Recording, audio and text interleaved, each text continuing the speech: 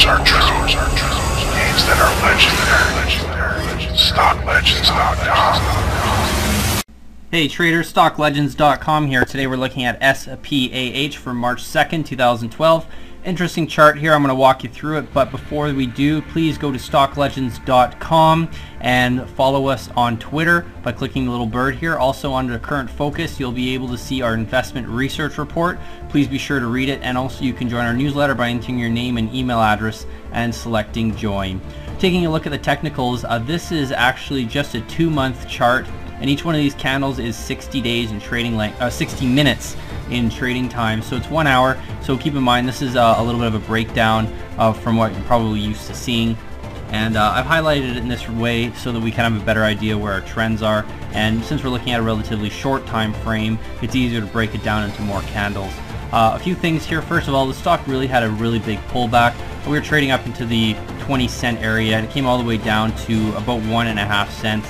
You can see it found some support here. What we did is we drew a down trend line.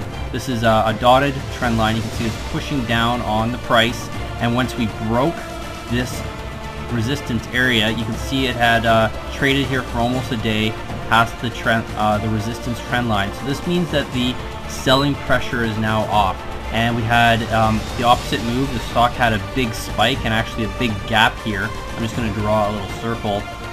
You can see that this is basically a gap area where there is no shares traded. You can see it came up to right just around 4 cents, found some resistance. It's interesting because this was also a support level previously, and so once the support level is broken, it will usually behave as resistance again in the future. And you can see we came and tested it again here.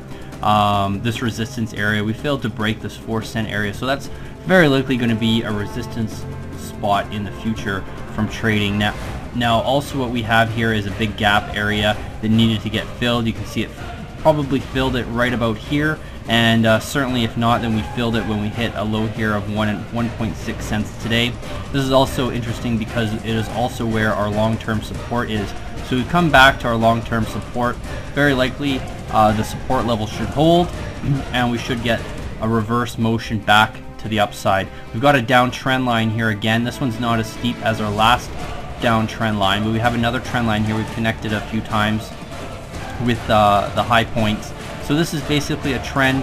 Once we break this trend line, the stock should reverse into the opposite direction, and we should take a run back at the high to 4 cents. Very likely we can get there. So how do we know this move's coming right now? If we take a look at, this is the ROC, which is the rate of change. It measures volatility, and generally what happens is volatility goes from periods of being incredibly tight, where there's virtually no volatility, to periods of very high volatility, and that very high volatility will reverse into a period of low volatility, and that's usually when we get a period of high volatility again.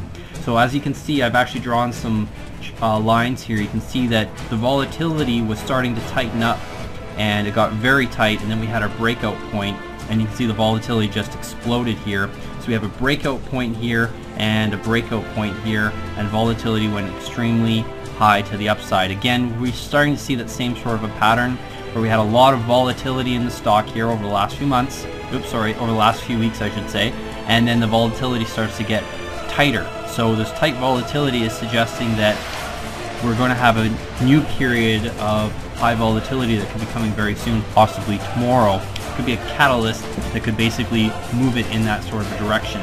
Currently looking at the RSI, certainly it's not overbought. We're looking at oversold here, and basically trading between the 30 to 50 area. This is basically oversold. When we get these spikes here over 70, that sort of suggests the stock's in an overbought scenario. So from this point, it would come back to our key support area. Looks like the stock's ready to reverse, and we could see another run happen very shortly. Thanks very much for watching. Happy trading until next time.